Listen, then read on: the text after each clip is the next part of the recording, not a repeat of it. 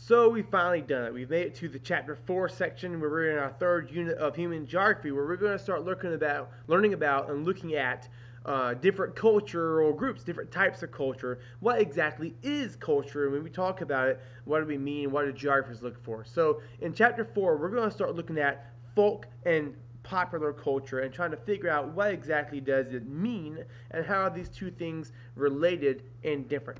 In order to learn about culture, you gotta know what it is, right? A culture is a group of belief systems, norms, and values practiced by a people. Wait a second, though, Fowler. There is this definition that we talk about all the time in history classes and so in geography, all leading up to this point, that said a culture is a way of life of a group of people. Well, that's such a vague definition.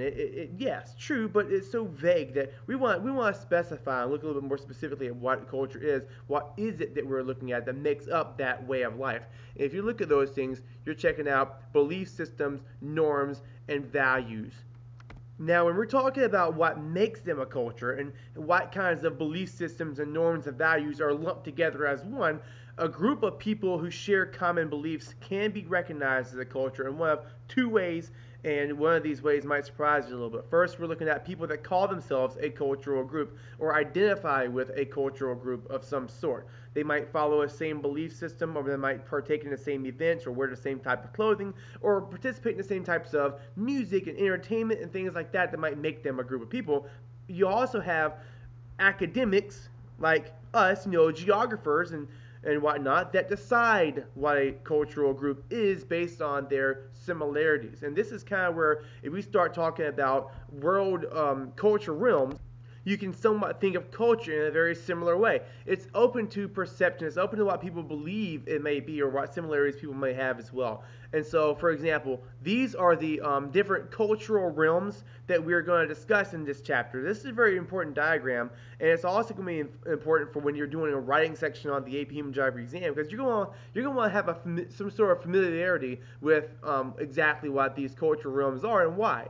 So you've got Anglo-America, Latin America, Islamic culture realm, which includes not only North Africa, but the Middle East, the Arabian Peninsula, Sino-Japanese, Southeast Asian. All these different cultural realms have some way of being lumped together culturally by academics, right? People that study this stuff and decide that it shall be so.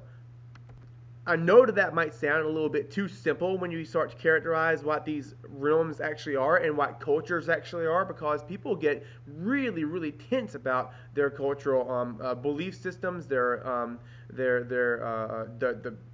customs that go into how they live their lives. And so it can be a very touchy subject, especially when you start thinking about people who are advocates for different cultural groups or defending their own.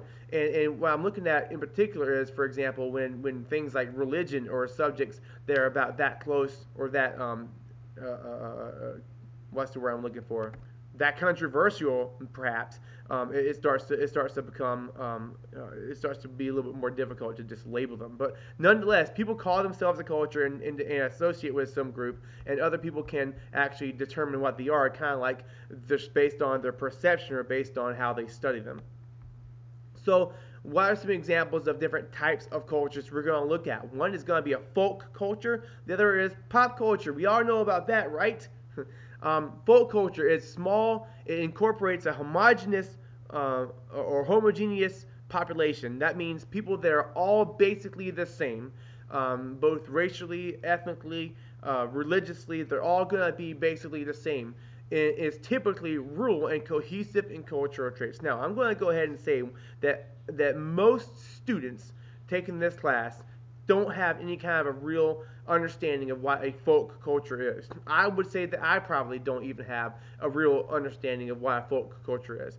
And so how do we identify with these things? How do we come to know what exactly makes up folk culture? The Rubenstein book, and this is a PowerPoint that follows the Rubenstein book, shows that folk culture is traditionally practiced primarily by small homogeneous groups living in isolated rural areas. And so what are some examples of people like this you might know of, or might even be relatively near the region where we live?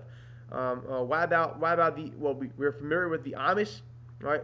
How about the Mennonites? There are some Mennonite groups. Sometimes if you're at Walmart late or Kroger late, like around 9 or so, I'm not really sure why, but you typically see some Mennonite families out and shopping and getting their shopping on. Sometimes I've seen them early in the morning at Odo Weeks Park, and so you might have different groups like that that could be considered a folk culture. So what is it that makes those groups folk culture? What is it that makes them folk culture? Well, for one thing, they're all basically homogeneous. They're all essentially the same.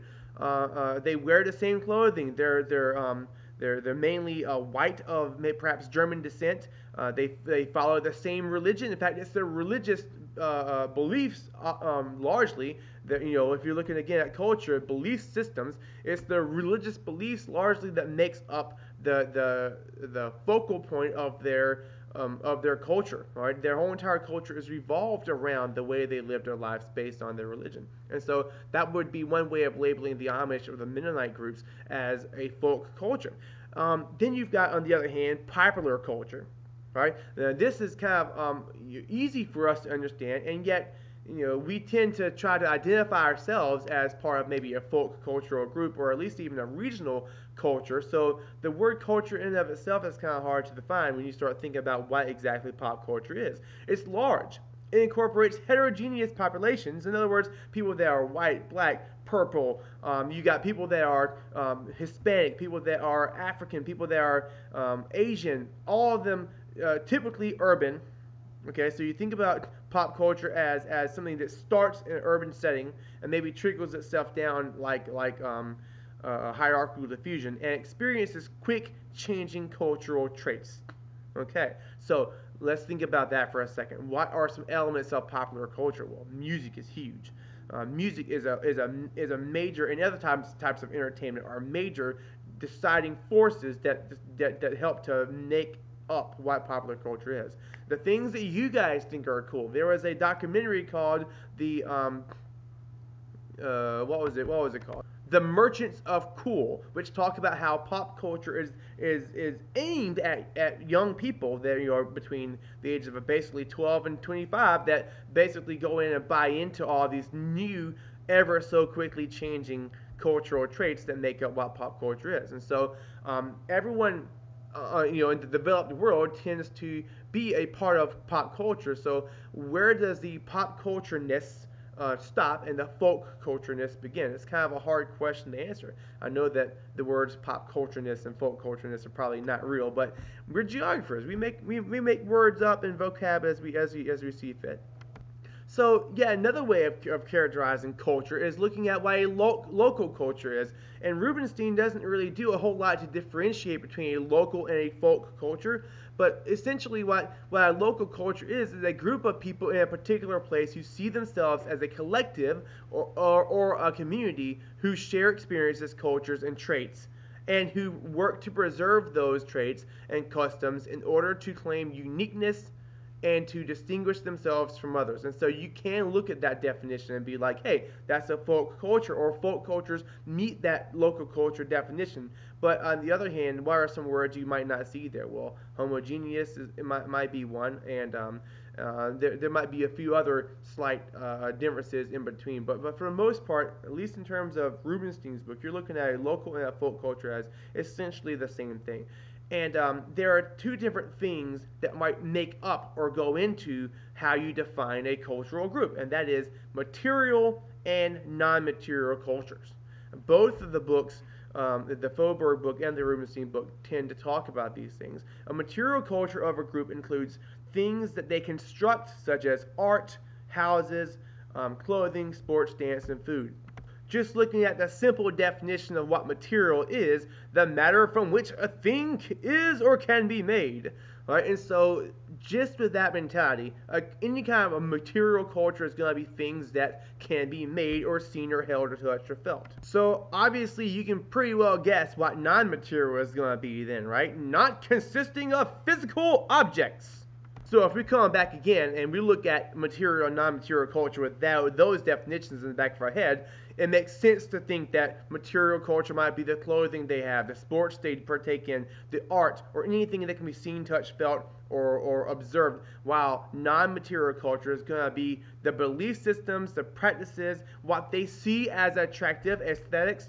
And the reason why this is part of a non-material culture is because the concept of what is attractive to a group is going to be different from group to group, and that's just all there is to it. You look at the Renaissance artwork. We're not gonna look at here, but you tend to see very plump depicted female nudes as attractive. That's why, because they were seen as attractive. They were seen as well fed, as maybe rich.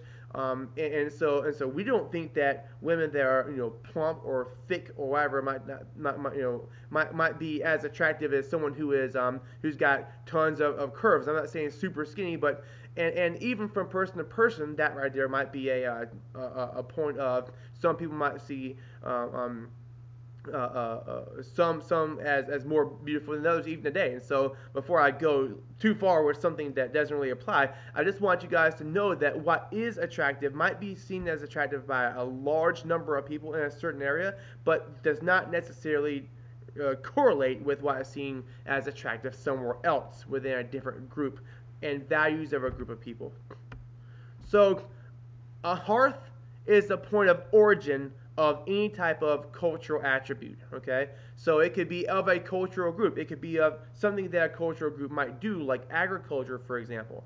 And when we're looking at hierarchical diffusion, we've already talked about what that is, where something might start at the top by one person or a place of prominence like New York City and trickle itself down into maybe a suburban or more even semi-rural areas within the developed world when we're talking about the diffusion of pop culture. And so I'd already mentioned this in class, how Mrs. Catherine Middleton, the princess, oh, how we love her. She she wore this dress, and then within a few hours or so, it says within a few hours. I don't know if it mentions it here. They had developed ways of creating or recreating dresses to look exactly like hers, and so people are working on this. This is an example of hierarchical diffusion. For kicks and giggles, one thing you could do is to consider employing the concept of hierarchical diffusion to describe how you became a knower of your favorite kind of music. What does it mean by a knower? We're talking, how did you become associated with that type of music? Some people out there might listen to stuff like traditional pop culture elements like hip hop and country and all that, but yet there are others, like for example my brother, who is very into video gaming, listens to video game themed music all the time. So where would the hearth of that music be, and how would it have reached you? In the next video, we're gonna take it a little bit of a step further and start considering how our local cultures sustained.